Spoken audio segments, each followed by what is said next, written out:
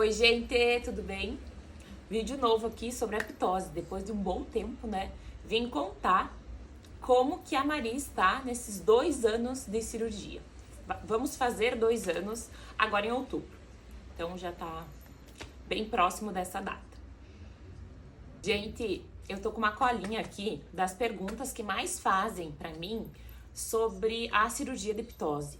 Então eu vou associar essas perguntas aqui com esses 2 anos que a gente teve de pós-cirurgia, que eu vou conseguir responder, que é bem o que perguntam de como que foi esse processo, tá?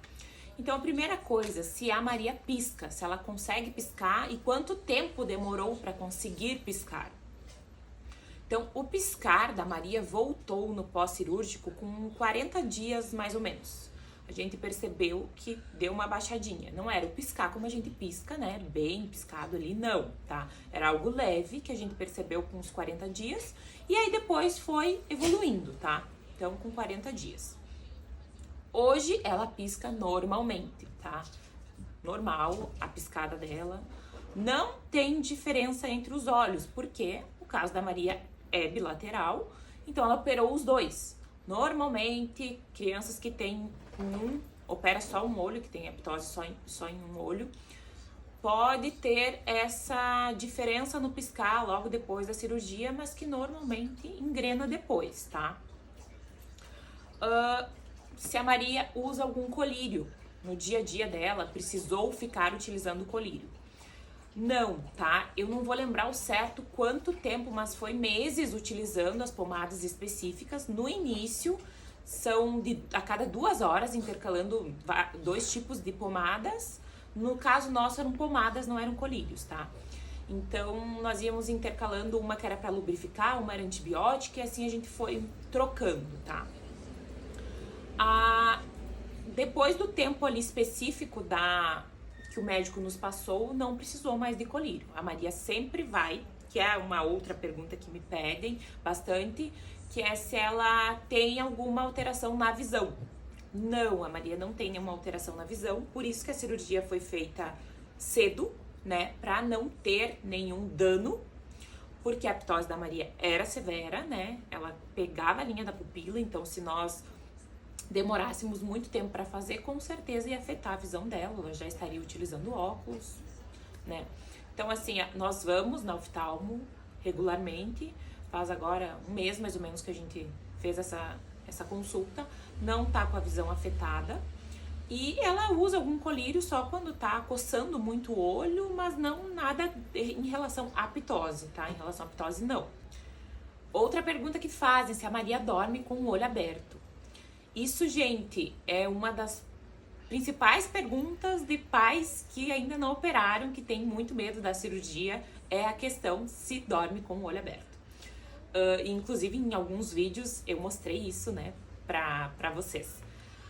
Nos primeiros dias não, vou dizer meses, dorme com o olho aberto, tá? Nos primeiros dias foi, assim, o que a Maria mais estranhou. Ela chorava muito ainda lá no Peru, porque ela queria dormir e ela não conseguia fechar o olho. Então, nos primeiros dias era bem aberto. Depois ele foi fechando. Mas o dormir depende, sim, como que ela tá. Até às vezes no carro a gente percebe alguma coisa assim que ele fica às vezes um pouquinho aberto. Mas não é o tempo inteiro aberto, tá? Ele fecha. Normalmente se ela tá, em algum momento que a gente viu, a gente fecha um pouquinho.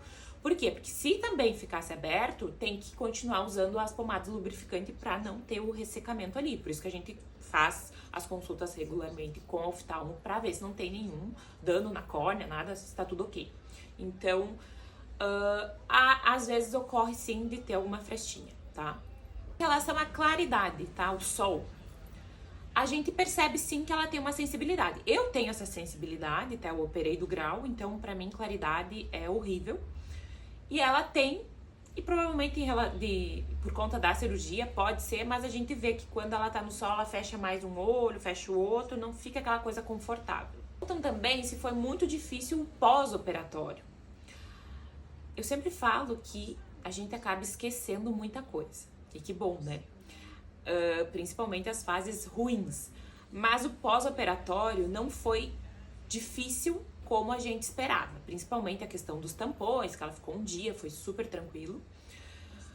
A Maria operou com 10 meses. Eu sempre falo que agora ela tá com quase 3 anos. Se fosse agora operar, eu acredito que seria muito mais difícil o pós-operatório, sim, tá? A questão de pôr colírio, tanto que outro dia a gente colocou um colírio nela, antialérgico ali, foi assim, um auê pra colocar, tá? Bem difícil. Então eu imagino que naquela fase dos 10 meses foi muito mais fácil esse controle.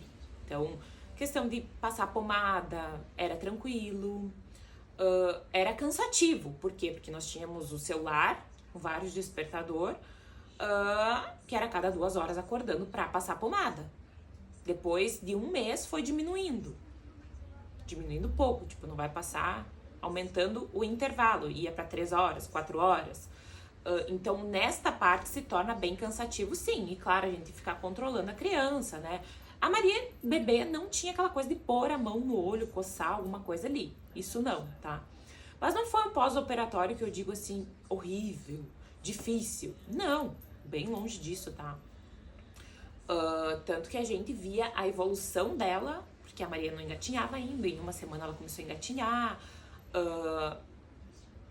Ela sempre foi uma criança feliz, claro, mas assim, a alegria dela depois da cirurgia era visível de todo mundo que conhecia ela. Era algo assim, ó, ela, quando a gente chegou em casa, não tinha 1 semana de cirurgia, né? Ela se atirou na cama, eu tenho os vídeos dela, ela rolava, e eu preocupada que ela tava esfregando o olho, mas ela rolava de tão feliz que ela tava, de estar em casa, claro. E eu imagino que a visão é bem mais ampla, né, gente, do que tu tá forçando a cervical pra olhar. Também me pedem sobre qual técnica cirúrgica foi feita na Maria. Foi feita a flap frontal. Eu vou explicar de uma forma bem simples, tá? E leiga, né? Sobre como que é essa técnica. Mas ela liga o músculo da pálpebra, que não tem essa força para abrir completamente, no músculo da testa, tá? Então, essa ligação interna, né? Liga ali. E é uma cirurgia definitiva? Só por questões, às vezes, de ficar alguma coisa assimétrica, pode precisar fazer de novo. Mas como o Dr. Medel nos passou lá, quando a gente consultou para operar, que provavelmente não iria precisar mexer novamente, tá? Então, essa técnica da Maria tem pontos, tá, gente? Interno, com certeza, né? Mas externos, bem na voltinha da pálpebra, e a gente nunca viu esses pontos, tá? Nunca vimos. Quando ela saiu da cirurgia, não dava pra ver, tá? Claro que a gente também não mexia nada ali. Não dava pra ver nada, tá? Nunca vimos ponto, não caiu. Por isso que muita gente diz, não tem corte, não tem pontos. Tem, tá, gente? Aqui na pálpebra, mas ele faz bem ali na voltinha que a gente não enxerga nada, tá?